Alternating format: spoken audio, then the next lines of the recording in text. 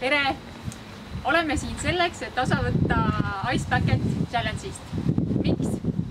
Aga sellepärast, et tänu sellele kampaaniale MTÜ Saaremaa Lemmikloomade Turvakodule tehtud annetusi.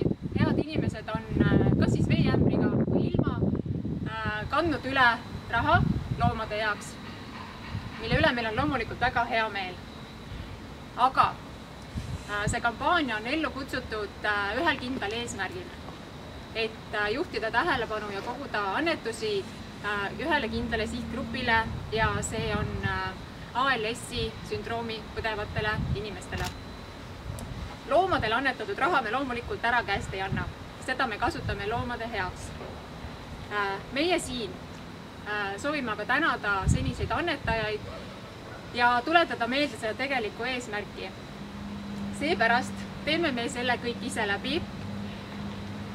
Ämbrid on siin ja annetame ka ise, aga annetame selle raha siis seda haigust põdevatele inimestele Eesti Lihashaigete Seltsile.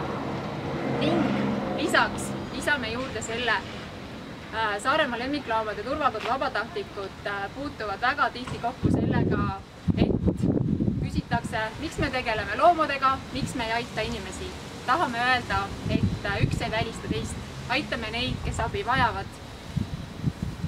Ja tehke ka teie seda.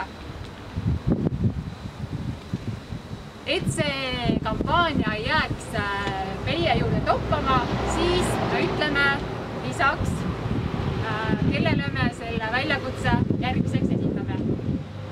Katrin Sagu, Andro Jürisson, Katrin Reinhold. Ja läksin.